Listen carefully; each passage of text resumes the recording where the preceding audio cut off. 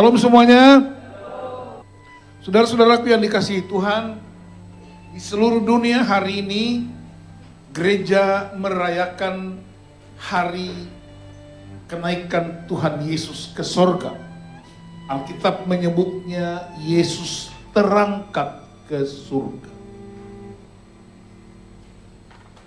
Ini bukan sekedar perayaan gerejawi, tapi ini yang disebut celebration iman dan pengharapan.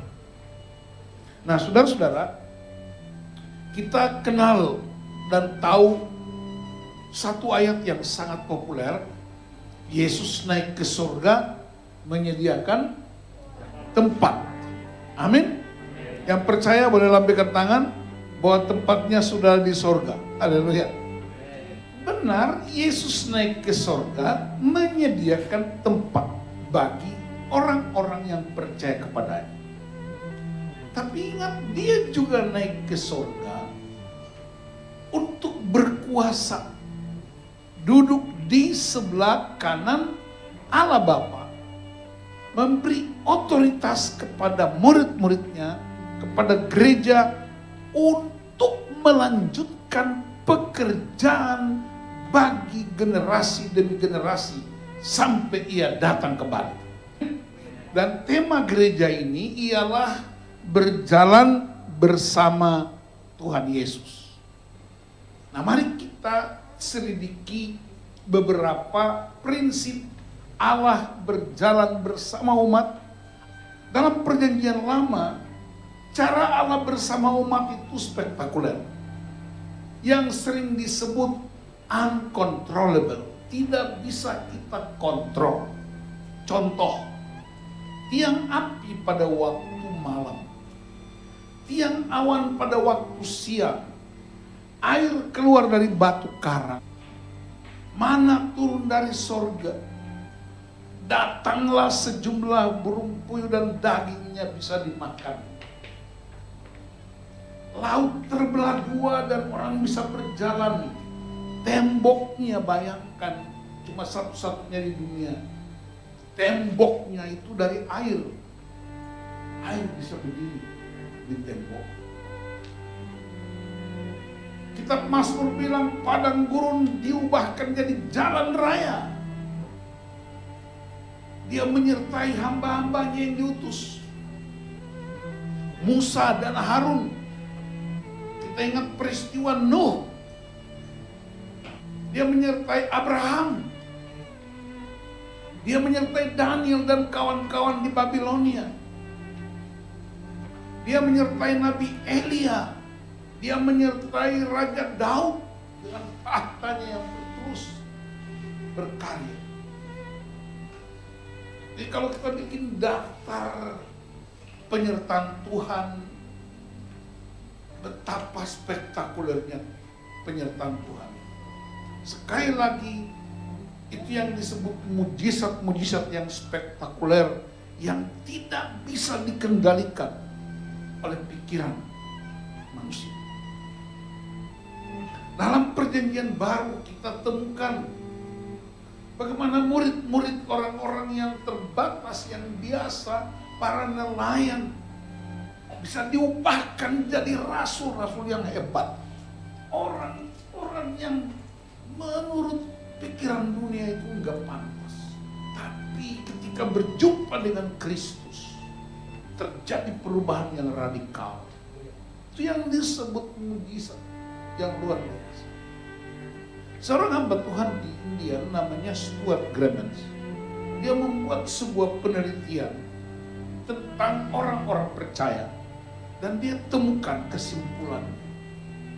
Di dunia ini, orang percaya Kristus, 15% percaya Kristus karena mendengar khotbah, karena mendengar pengajaran, explanation, itu 15%.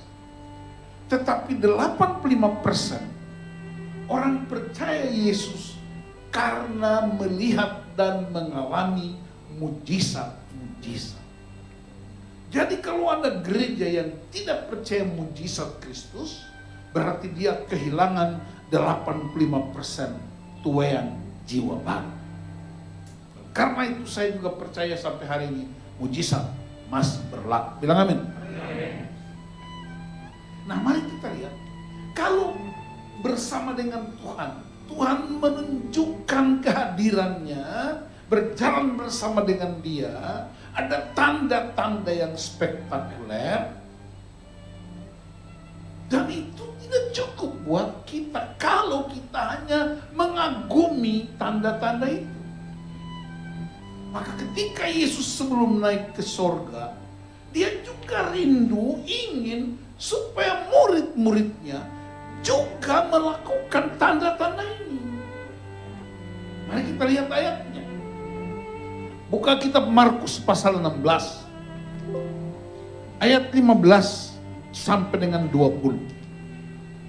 Lalu Ia berkata kepada mereka, pergilah ke seluruh dunia, beritakanlah Injil kepada segala makhluk.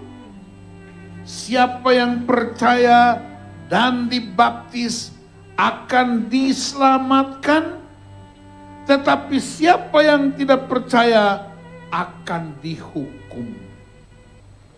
Ayat 17, tanda-tanda ini akan menyertai orang-orang yang percaya.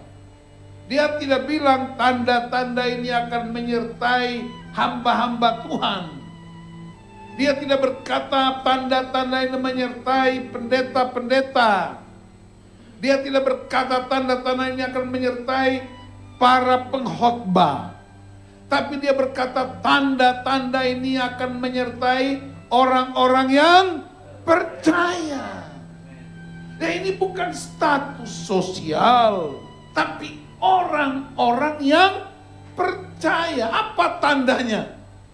Mereka akan mengusir setan-setan demi namaku. Amin. Mereka akan berbicara dalam bahasa-bahasa yang baru bagi mereka.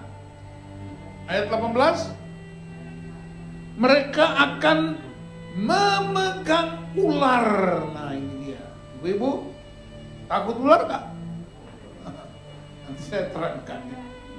Dan sekalipun mereka minum racun maut, mereka tidak akan mendapat celaka.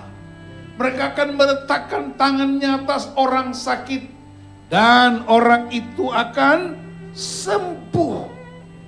Perhatikan ayat 19. Sesudah Tuhan Yesus berbicara demikian kepada mereka, apa yang terjadi? Terangkatlah Ia ke sorga, lalu duduk di sebelah kanan Allah. Ayat 20 kita baca sama-sama. Mereka pun pergilah memberitakan Injil ke segala penjuru, dan Tuhan apa? Turut bekerja dan meneguhkan firman itu dengan tanda-tanda yang menyertainya. Haleluya. Yang percaya bilang amin. Apakah saudara pernah berjalan bersama Tuhan? Amin. Lambaikan tangan yang pernah berjalan bersama dengan Tuhan. Tapi kenapa wajahnya kok tidak meyakinkan berjalan bersama dengan Tuhan? Orang berjalan bersama Tuhan itu enggak bersungguh, kan sama Tuhan. Berjalan bersama Tuhan itu enggak marah-marah. Berjalan bersama Tuhan itu enggak terobos rambu lalu lintas. Berjalan bersama Tuhan itu enggak tilap sana tilap sini. Berjalan bersama Tuhan itu enggak manipulatif. Berjalan bersama Tuhan itu enggak maki istri, cakar suami. Kayaknya ini pelepasan. Jadi saudara, tanda-tandanya Tuhan sertai umat Israel bersama dengan umat, berjalan dengan umat. Tandanya tiang api, tiang awan, air dari batu karang, laut terbelah, padang gurun seperti jalan tol, bahtera di atas puncak gunung, melindungi keluarga ilahi. Yesus bikin tanda-tanda. orang sakit sembuh, orang mati bangkit, orang lumpuh berjalan, orang buta melihat, orang lapar diberi makan. Setelah itu dia bilang, aku kembali ke sorga, aku kembali kepada Bapa. Dalam Yohanes 14 ayat 12, barang siapa yang percaya kepadaku, aku berkata kepadamu, sesungguh-sungguhnya, bahasa Inggrisnya most assuredly, amat sungguh-sungguh dan serius, amin ya amin, aku berkata kepadamu, siapa yang percaya kepadaku, ia juga akan melakukan pekerjaan-pekerjaan yang aku lakukan, bahkan yang lebih besar daripada ini, karena aku kembali kepada Bapa. Jadi berjalan dengan Yesus tidak sekedar berdoa, berpuasa, beribadah, baca firman, nonton YouTube, dengar firman, tapi berjalan bersama Yesus juga mengerjakan pekerjaan-pekerjaan Yesus. Bilang amin. Apa tanda kota Belawan lampu merah di sebelah kiri? Apa tanda kita berkawan? Kita semua ada di sini. Haleluya. Kok gak ada yang bilang cakep? Cakep. Apa tanda Anda orang percaya bahwa Alkitab, buku-buku lain juga mirip? Apa tanda ada orang-orang percaya bahwa handphone ada Alkitab di dalam, orang lain juga pegang handphone? Apa tanda Anda orang percaya? Apa tanda Anda berjalan dengan dia? Lakukanlah pekerjaan-pekerjaan ini. Amin. Karena engkau tidak lakukan dengan kekuatanmu, engkau tidak melakukannya dengan hikmat-hikmatmu, tapi aku menyertai kamu, kata Yesus. Kalau dulu murid-murid bersama dengan Tuhan Yesus secara fisik, kita memang secara fisik tidak bersama Yesus, tapi Roh Kudus diberikan untuk menuntun kita, membimbing kita, menyertai kita dalam perjalanan hidup bersama Kristus. Bilang amin. Dan Roh Kudus itu dia sering kali bicara melalui hati nurani kita yang paling dalam, consciousness kita. Saudara pernah nonton film Pinocchio? Begitu menariknya apa? Setiap Pinocchio berbohong, hidungnya tambah panjang. Dan bayangkan kalau film Pinocchio terjadi di Indonesia, bukan main, banyak orang hidungnya panjang sampai di Monas sana itu. Nah, sebelum dia melakukan tindakan yang berbohong, selalu ada jangkrik yang lompat ke depan. Apa itu jangkrik? Itu simbol hati nuraninya Pinocchio. Pinocchio rencana sesuatu, jangkrik lompat untuk memberitahu itu nggak boleh, bahaya ini. Tapi Pinocchio dengan otaknya dia mau main sendiri, hidung tambah panjang. Apa artinya? Hati nurani kita bisa menolong kita untuk bisa membedakan mana kehendak Allah dan mana yang bukan kehendak Allah, karena hati nurani itu dipenuhi dengan kuasa Roh Kudus. Bilang amin. Sekarang bagaimana caranya supaya itu kita kerjakan? Ketika Yesus sebelum naik ke surga, dia bilang begini, kamu orang-orang percaya, kamu akan bikin ini tanda-tandanya. Kamu akan meletakkan tangan dan orang sakit sembuh. Bilang amin. Kamu akan pegang ular dan tidak takut. Tahu artinya apa? Kamu berkuasa atas setan-setan, karena ular itu simbol iblis. Apalagi? Kamu akan berbicara dalam bahasa-bahasa baru. Bahasa baru itu bukan bahasa yang kita ciptakan sendiri, tapi perkataan-perkataan yang tidak memberkati, perkataan-perkataan yang kotor itu berubah menjadi perkataan-perkataan yang penuh kemuliaan Tuhan. Perkataan-perkataan yang menyembuhkan orang lain. Tadinya perkataan yang melukai, sekarang kamu mengucapkan kata-kata yang membebaskan dan menyembuhkan orang lain. Amin. Dan engkau akan minum racun maut dan tidak akan mati. Tapi saya mau beritahu saudara hari ini, begitu pulang gereja, saudara singgah di toko yang ada jual racun, beli baygon, dan saudara minum, dan saya pastikan pasti mati.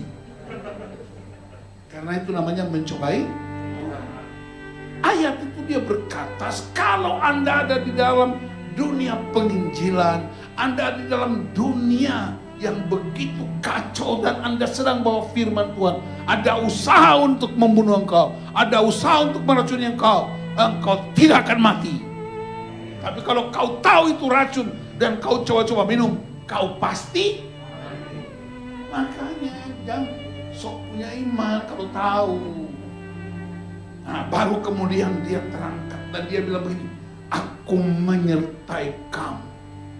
Jadi berjalan bersama Yesus tidak secara konvensional, berdoa bersama, menyembah bersama, membaca firman bersama, tetapi kita memberi tanda bahwa aku berjalan bersama Kristus. Karena dia menyertai.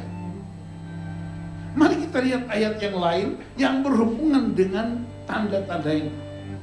Perhatikan dalam Kisah Para Rasul 1.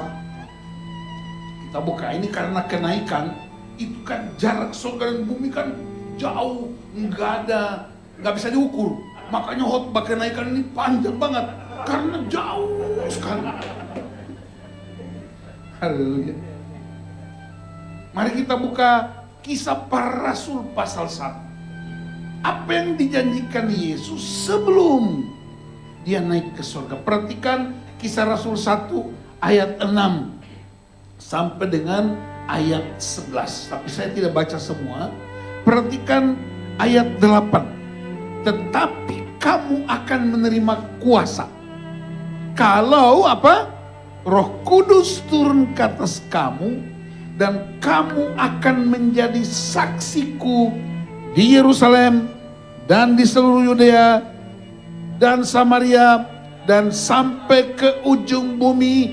Sesudah ia mengatakan demikian, terangkatlah ia disaksikan oleh mereka dan awan menutupnya dari pandangan mereka.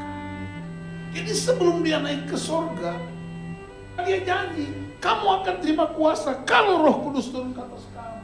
Nah, setelah murid-murid terima kuasa itu, mereka mulai menyaksikan keselamatan itu, menyaksikan Kristus itu, tanda-tandanya menyertai mereka. Luar biasa kita lihat pada pasal 5. Bagaimana tanda-tanda dan mujizat itu terjadi. Orang-orang lain tidak berani menggabungkan diri karena mereka sangat dihormati. Dan tidak hanya itu, orang-orang sakit diletakkan di jalan raya. Siapa tahu Petrus lewat, bayangannya kena orang sakit sembuh. Wih, dahsyat banget. Bayangkan, Petrus nggak tumpang tangan, hanya lewat, bayangannya kena orang sakit sembuh. Coba tanya sama sebelah, bagaimana dengan bayangannya? Wah, bayangan lewat, ngeri kita. Utang masih banyak ini.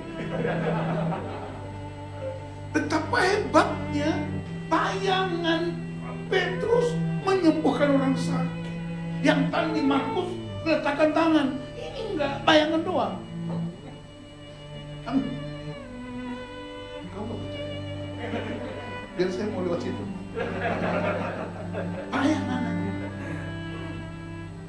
Ketika para mahkamah agama, orang-orang pemimpin-pemimpin yang tidak suka, mereka mencoba untuk menghalangi murid-murid. Apa yang Petrus ucapkan? Perhatikan Kisah 5 ayat 32. Dan kami adalah saksi dari segala sesuatu itu. Kami dan Roh Kudus yang dikaruniakan Allah kepada semua orang yang mentaati Dia. Jadi ketika Anda taat pada firman Tuhan, bukan hanya Anda sendiri jadi saksi, tapi Roh Kudus ikut menjadi saksi. Dan kalau Roh Kudus jadi saksi, saya nggak ada lawang, kata orang apa. Amin. Dalam dunia pengadilan ada satu istilah yang amat menarik. Bukti harus lebih terang daripada cahaya. Apa itu? Petrus berkata, kami adalah orang-orang yang memberitakan Kristus itu. Tetapi kami juga adalah saksi. Saksi dalam bahasa Inggris dua istilah. Witness dan evidence. Witness artinya menyaksikan. Explanation, menjelaskan. Tetapi evidence artinya bukti. Dunia pengadilan, dua bukti menjadi sah sebuah perkara untuk disidangkan. Inilah bukti. Apa bukti? Bahwa kamu berjalan bersama Kristus. Ini buktinya. Orang sakit sembuh. Amin. Orang luka dibalut hatinya. Orang lumpuh berjalan. Orang buta melihat. Itu bukti. Dan apa bukti yang lain? Aku, hidupku, keteladananku, perkataanku, keluargaku adalah bukti. Oh, kami berjalan bersama dengan Kristus. Kalau engkau sedang duduk dengan teman-teman sambil merokok, saya bukti bahwa Kristus itu hidup. Ini bukti apa? Engkau narkoba masuk penjara itu jadi bukti. Jadi bukti itu real, fakta. Ini alat semprot untuk mematikan virus, walaupun sebenarnya virusnya udah mati. Tapi ini protokol-protokol manusiawi yang harus kita patuhi. Hidupmu, keteladananmu, ucapan, gaya hidupmu adalah bukti bahwa Kristus berjalan bersama engkau dan engkau berjalan bersama Kristus. Bilang amin. Amin. Yang disebut saksi. Kami pernah melayani di Wenzhou. Wenzhou itu di daerah China. Pelayanan 3 hari luar biasa. Saya berkhotbah dalam bahasa Indonesia, diterjemahkan ke dalam bahasa Mandarin. Orang dilawat Tuhan begitu hebat. 6 bulan kemudian saya balik lagi ke sini. Dan ada seorang pria muda, usianya belum sampai 40 tahun. Dia pemilik pabrik cukup banyak di beberapa kota. Tapi dia kena penyakit kanker hati, hepatitis C. Dan sangat parah, 90%. Dan dokter sudah memutuskan, tidak lama lagi engkau akan meninggal dunia. Tapi 6 bulan lalu dia dengar firman Tuhan. Sebelumnya dia bukan orang percaya. Dia diajak temannya untuk ikut. Lalu dia mulai praktekkan apa yang kami ajarkan. Dia mulai sungguh-sungguh dengan firman Tuhan. Dia mulai berdoa. Dia dibimbing oleh beberapa hamba Tuhan dengan diam-diam. Ini pemilik pabrik yang kaya raya. Dia udah coba segala macam obat-obatan herbal yang murah meriah sampai paling mahal di China. Orang kan mau sembuhkan selalu kemana? Ke China. Dia nggak sembuh. Dia pergi ke Amerika, pergi ke Eropa. Dia cari seorang dokter yang paling terkenal di Norwegia. Tetap tidak sembuh. Tapi 6 bulan kemudian kami ketemu di stasiun kereta api. Dia cerita, dia bilang, Liu, pendeta Liu, saya yang ikut pengajaran Anda 6 bulan lalu, saya praktekkan. Dan waktu saya cek ke dokter beberapa bulan, ternyata dokter umumkan, saya mengalami kesembuhan 90%. Wow.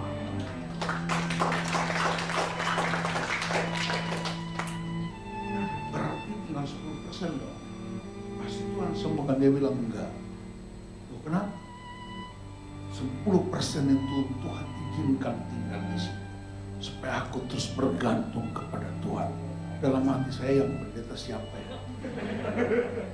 Dia khotbahin saya balik. Kemudian dia bilang, dan itu yang membuat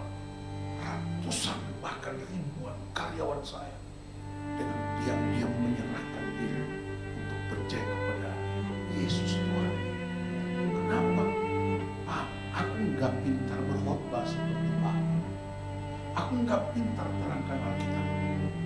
Tapi hidupku telah menjadi bukti bahwa Kristus yang kami sembah bersama istri anak-anakku telah menjadi bukti, dan banyak orang, pegawai saya, karyawan saya mempersembahkan hidupnya untuk percaya kepada Kristus, berjalan bersama Kristus, tidak hanya melakukan mujizat-mujizat Kristus, tidak hanya melakukan tanda-tanda Kristus, tapi membuat orang lain datang percaya dan sujud menyembah kepada Tuhan. Itu artinya Yesus naik ke sorga, tidak hanya menyediakan tempat bagi. Soal kita bukan kematian Kristus lagi, soal kita bukan kebangkitan lagi, soal kita bukan naik lagi ke sorga. Soal kita ialah apakah perjalanan bersama Kristus telah menjadi kuasa untuk membuat orang lain juga menengadah ke atas dan berkata, benar, Dia adalah Tuhan yang hidup dan berkuasa. Dan Dia butuh saksi, Anda dan saya. Dia butuh bukti. Tidak perlu hadirkan Yesus di sini untuk jadi bukti. Andalah buktinya. Amin. Suami istri adalah buktinya. Jemaat adalah buktinya. Di mana? Bukan hanya di gereja, bukan hanya di rumah, di marketplace, tempat kita melayani, tempat kita mengabdi, tempat kita berjalan bersama-sama. Dan percayalah bahwa Anda minta atau tidak minta, sekali Anda percaya Kristus, Dia tetap akan menyertai kau.